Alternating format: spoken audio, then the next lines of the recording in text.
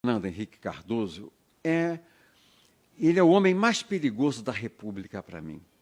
Porque o Lula, todo mundo conhece as posições do Lula. Ele abraça o Fidel Castro, ele defendia o Maduro na Venezuela, ele tem o movimento Sem Terra, que é agressivo, diz que era um movimento revolucionário, tem o Sem Teto com Boulos, tem o Stedley no Sem Terra, mas todo mundo sabe que ele é da esquerda, ele não surpreende ninguém por ser de esquerda.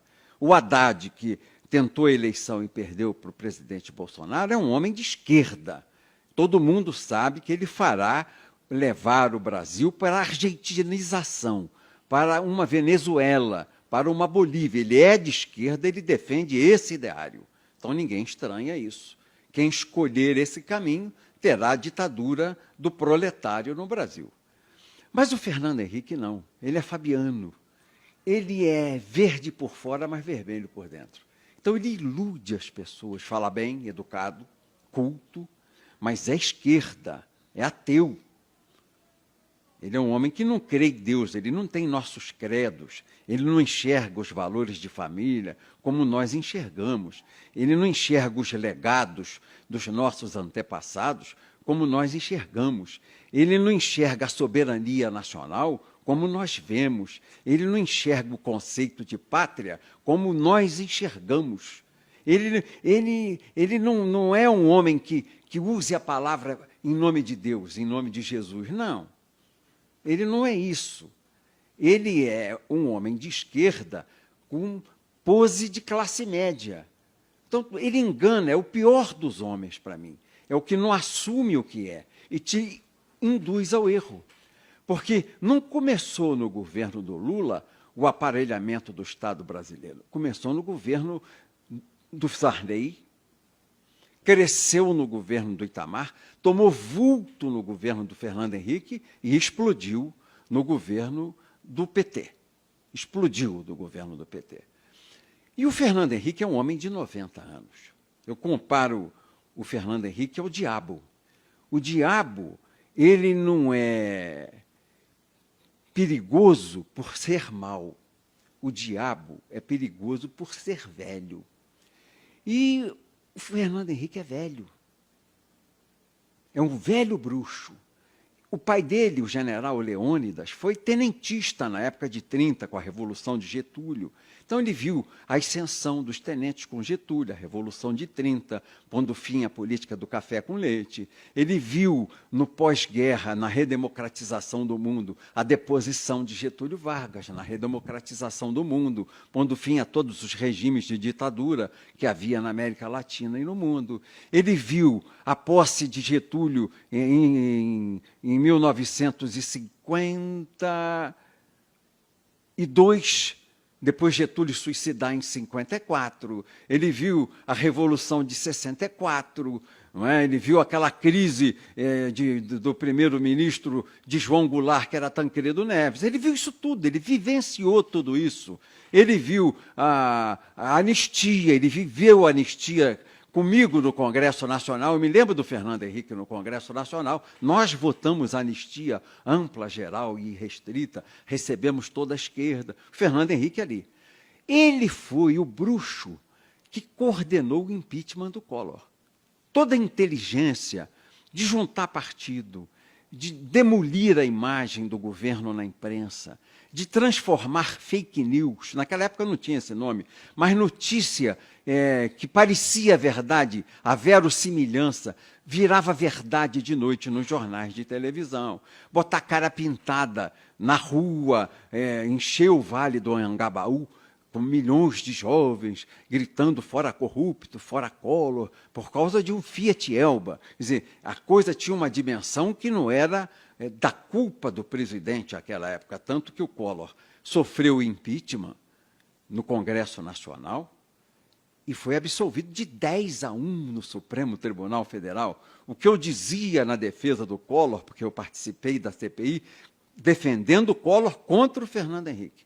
Eu dizia, não tem prova, essa prova é falsa, essa prova inexiste, não é verdadeira essa prova. Isso aí é um fax que chegou agora, porque naquela época não tinha computador, era fax. Isso chegou agora do banco, nós nem conferimos. e de noite era uma verdade irrecorrível nos jornais de televisão. Então, foi uma demolição da imagem do Fernando Collor. E ele contribuiu, porque quando ele sequestrou a poupança da classe média, que era a estrutura de apoio popular que ele tinha, ele perdeu tudo e ficou sozinho. Ele tinha o PRN. PRN tinha 12 deputados, não era nada, não tinha ninguém para defendê-lo, a verdade se diga.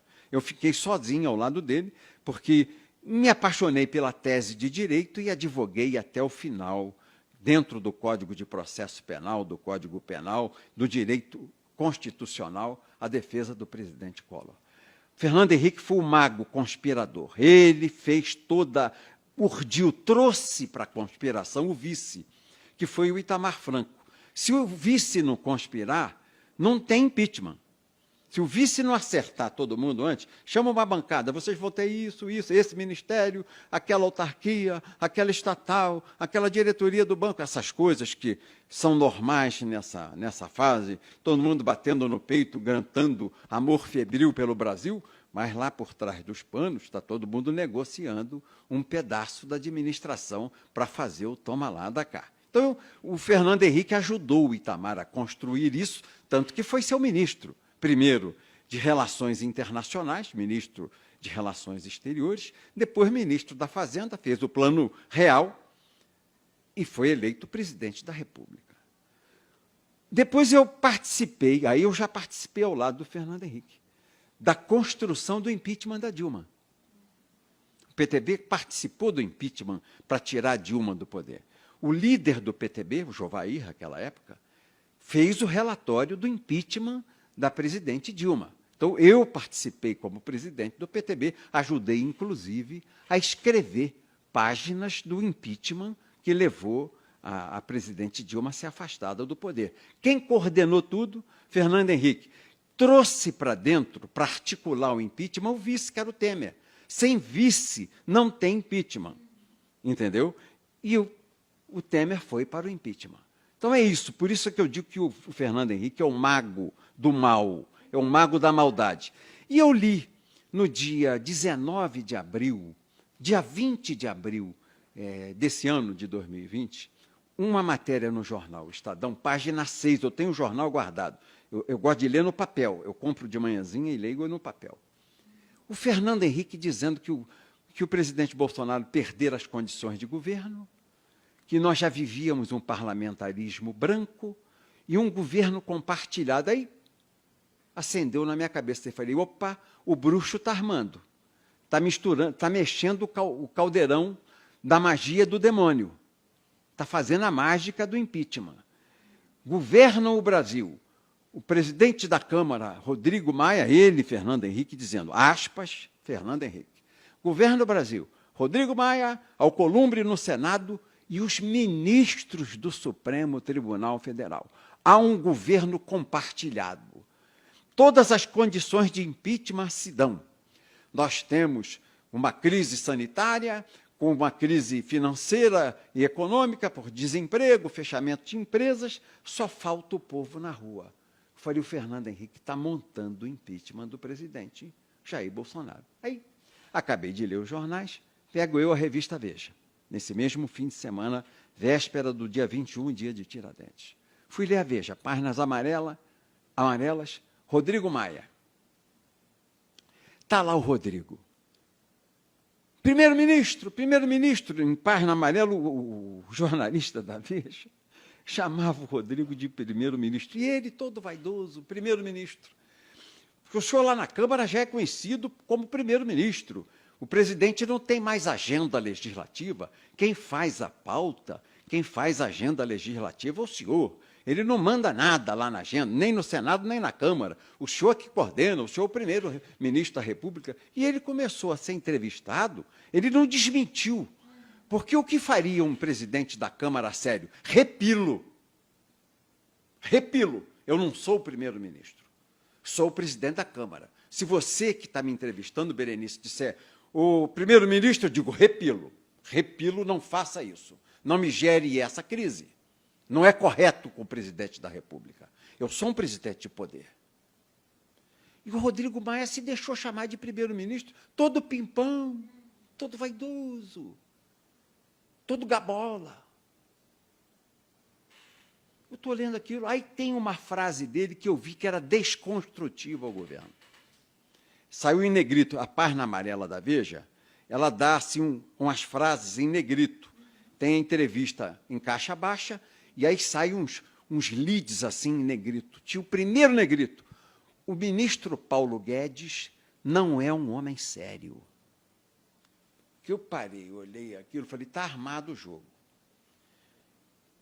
Não existe coincidência política. Essa entrevista do Rodrigo Maia, presidente da Câmara, junto com a do Fernando Henrique no Estadão, Veja Estadão, isso aqui é prenúncio de golpe contra o presidente. Aí comecei a telefonar para os deputados do PTB, para deputados de outros partidos, meus amigos, senadores, e comecei a ver que estavam repristinando uma emenda constitucional de 2001, de um deputado federal de Alagoas, para fazer a reeleição no mesmo ano, na mesma legislatura, para presidente da Câmara e presidente do Senado. Aí eu perguntei aos deputados, mas reeleição por quê que o Rodrigo quer? Não, nós estamos ouvindo dizendo aqui que ele monta o impeachment, ele aceita a denúncia, e aí a gente vota na troca. Olha só, isso...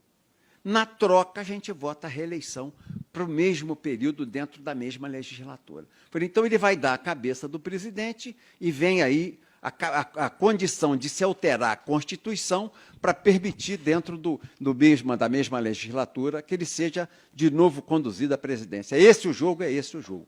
Aí eu abri o bocão deste tamanho. Foi quando eu dei a entrevista a um jornalista investigativo, Oswaldo Eustáquio. Uma live que deu 2,5 milhões de pessoas ao vivo assistindo, e no dia seguinte à noite, falei ao Pingo nos Is da Rádio Jovem Pan, 3 milhões de pessoas. Então, falei a 5 milhões de pessoas. E durante a entrevista que eu dei, o presidente Bolsonaro, alertado, passou a assistir a entrevista, porque o Bolsonaro não tem malícia. É engraçado no Bolsonaro que ele não tem essa malícia política de ver esse tipo de construção conspiratória. Ele não tem essa coisa dolosa do Fernando Henrique, essa coisa dolosa que o Rodrigo Maia já tem, apesar de ser jovem, mas tem o pai na política, foi político muito tempo, pai prefeito do Rio, então já tem aquele dolo, aquela maldade política.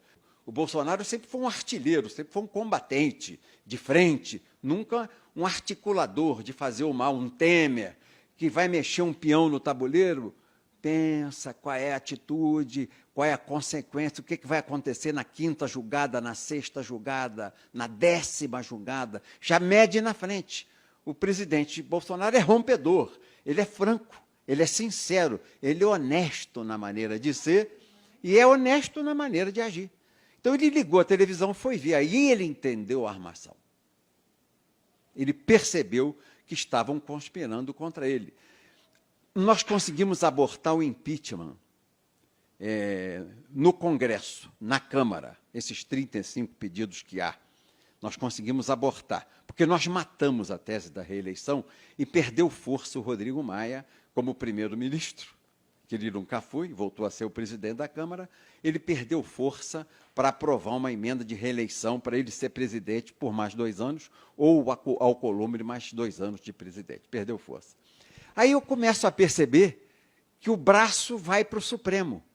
Um ativismo judicial monstruoso. Um Supremo de esquerda, todo aparelhado pelo PT e pelo PSDB, que começa a confrontar, a usurpar legítimas ações do presidente da República, legítimas competências do presidente da República e tentar, de público, desgastá-lo, vergastá-lo, desmoralizá-lo, apequená-lo, comprimir o presidente no canto do rinque, no córner, para bater nele. Então, todo ministro se arvorou presidente. Nós deixamos de ter o presidente da República eleito pela vontade do povo, todo o poder emana do povo, para termos 11 presidentes autônomos no Supremo Tribunal Federal, 11 presidentes nomeados por partidos políticos de esquerda. Quer dizer, um absoluto escândalo, uma absoluta vergonha.